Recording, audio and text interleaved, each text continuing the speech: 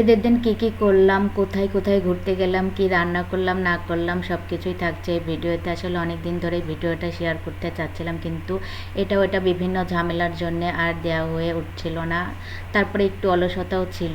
তো ঈদের সময় কিন্তু অনেক বেশি ঝামেলা থাকে, এখানে ওখানে ঘুরতে যাওয়া, মেহমান আসা, রান্না বাড়া, তো সব কিছু মিলিয়ে অনেক ব্যস্ত থাকতে হয়, যে কারণে আসলে সময় করে ভিডিওটা দিতে পারিনি। তো আজকে ভাবলাম যে ফাইনালি ভিডিওটা দিয়েই দেই।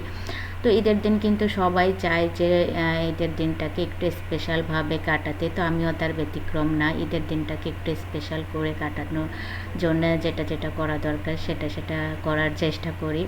তো ঈদের দিন সকালে উঠেই খিচুড়ি বসিয়ে দিলাম চুলায়, দিয়ে তারপরে গোসল করে রেডি হয়ে ঈদগাহ ময়দানে ঈদের নামাজ পড়তে গেলাম।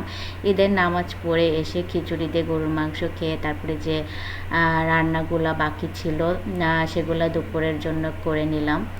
তো আমি ঈদের আগের দিন রাতেই বেশিরভাগ রান্না কমপ্লিট করে রাখি। দেখা যায় 60% কাজ গুছিয়ে রাখি, তো ঈদের দিন যাতে একটু ঝামেলা কম থাকে।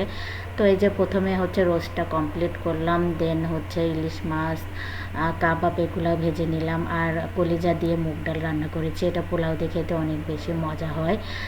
সাথে যে মাংসটা রান্না করে রেখেছিলাম ওটাও গরম করে নিলাম, আর এখন পোলাওটা রান্না করে নিলেই আমার রান্নাটা কমপ্লিট হয়ে যাবে।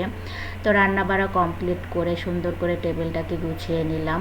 আসলে ঈদের দিন টেবিল ভর্তি খাবার না থাকলে আমার ভালোই লাগে না। যতটুকু পারি আমি চেষ্টা করি রান্না করতে, যেহেতু আমি একা মানুষ, আমাকে হেল্প করার মতো ওইরকম কেউ নেই। তো আমি একা একা যতটুকু পারি ততটুকুই আসলে চেষ্টা করি রান্না করার জন্যে। আর 1 মাস রোজা থেকে ঈদের দিন কিন্তু ওইভাবে খাওয়া যায় না, তারপরেও হচ্ছে টেবিল ভর্তি খাবার দেখলেই শান্তি লাগে। তো হচ্ছে সুন্দর করে টেবিলটাকে গুছিয়ে পরিপাটি করে তারপরে খাওয়া দাওয়া করে নিলাম। আসলে সুন্দর করে টেবিল গোছানো থাকলে খাবার প্রতি আগ্রহ, রুচি দুটাই বেড়ে যায়। তো খাওয়া দাওয়া শেষ করে দুপুরবেলা একটু বিশ্রাম নিলাম, তারপরে হচ্ছে ঘুমিয়ে টুমিয়ে বিকালবেলা উঠে রেডি হয়ে ঘুরতে চলে আসলাম। শুধু ঈদের দিন খাওয়া দাওয়া করলেই তো হবে না, একটু ঘোরাঘুরিও তো করতে হবে। তা আমার হচ্ছে লোকালয়ের মধ্যে ঘোরাঘুরি করতে তেমন একটা ভালো লাগে না, আমি সবসময় একটু প্রাকৃতিক পরিবেশে ঘুরতে পছন্দ করি। তো সেরকম একটা জায়গাতেই ঘুরতে এসেছিলাম। তো এখানে প্রাকৃতিক পরিবেশে আমি এসে সুন্দর করে বসে চারপাশের প্রাকৃতিক পরিবেশ উপভোগ করতেছিলাম, অনেক বেশি ভালো লাগতেছিল। আর আমার ছেলেও অনেক বেশি খুশি এরকম নিরিবিলি পরিবেশে ঘুরতে এসে। তো এখানে আমরা পুরাটা বিকেল কাটালাম, তারপর সন্ধ্যার পরে হচ্ছে ওখান থেকে এসে পুরা ঢাকা শহর ঘুরে ঘুরে বেড়ালাম। আসলে ঢাকায় ঈদের সময় অনেক বেশি ফাঁকা থাকে, ঘুরতে অনেক ভালো লাগে, জ্যাম ট্যাম থাকে না। তো পুরা ঢাকা শহর ঘুরে তারপরে বাসায় আসলাম। তো এটাই ছিল আমাদের ঈদের দিন।